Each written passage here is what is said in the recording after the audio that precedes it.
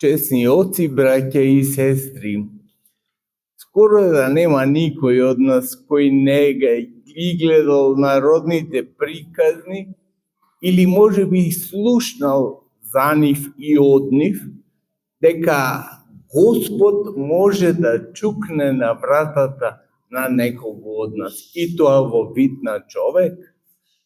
Ние не знаеме поинаку да го разпознаваме Бога, освен во вид на човек.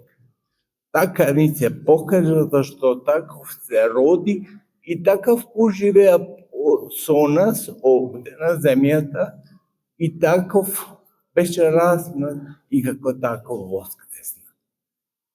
Меѓутоа нашиот Господ Исус Христос не дојде само како човек, туку дојде како Бог човек. Тоа е многу важно. А денес им даде да го видат токму и неговото Божји израз, неговото благолепие како Бог.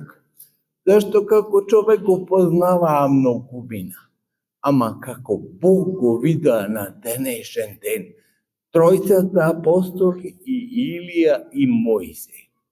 А претходно слушнавме дека Мојсей му побара на Господа, дај ми Господи да го видам лицето Твое, а тој му рече, тој што ќе го види лицето мое нема да остане меѓу живите. И вистина нема таков човек што го видел лицето Божјо, збором на Отецот, не на Христа, што го видел и останал жив. Нема таков човек. Не постои човек што може да рече, еве, вака изгледа Господ Отецот. И затоа него ни животописуваме Отецот. Ако некаде видите дека е живописан Отецот во црквите, тоа е погрешка. Никој никогаш не го видел Отецот.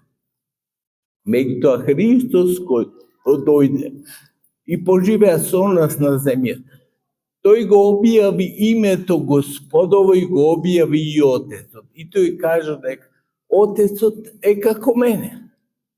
И затоа ние денеска, особено на денот на преображанието, кога сме го виделе Христа како Бог, а тој им ги отвори очите на апостолите да го виделе како Бог, тогаш исто како да го сме го видели и Отецот и Духот Свети, како целата Света Троица.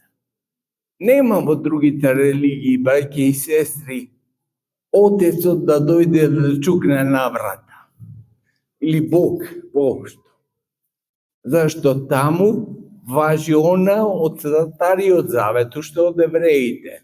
Не прави идол или слика на она што е горе на небото и она што е долу на земјата и она што е во водата под земјата. Ние не правиме идол или слика, но сам Господ ни се покажа. Ако ни се покажа, можеме да направиме фотографија. Во тоа време, пред 20 кои не можела, немало фотографија.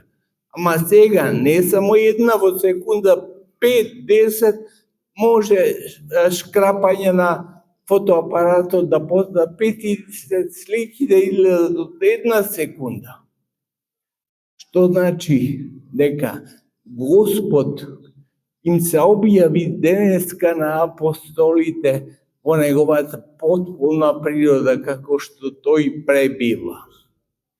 И затоа го видела како светлина. Неговото име е светлина. Ама не ваква како што гледаме од цвеките или од сијалиците. Светлина која ја створи оваа светлина што ја гледаме. Таа светлина е друг вид и друг квалитет на светлина. Ама не го знаеме тоа во потполност како изгледа.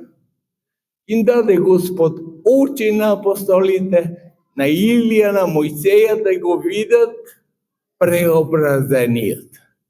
Ние во потполност им само им веруваме.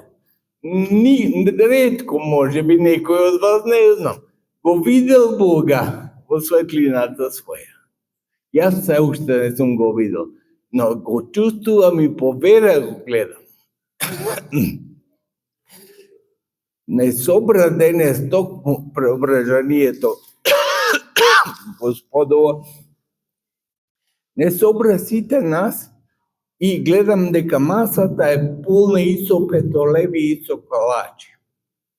Браќа и сестри, како на своји ви зборувам и знаем дека нема да ми замерите. Вечерната служба е служба само за петолеви.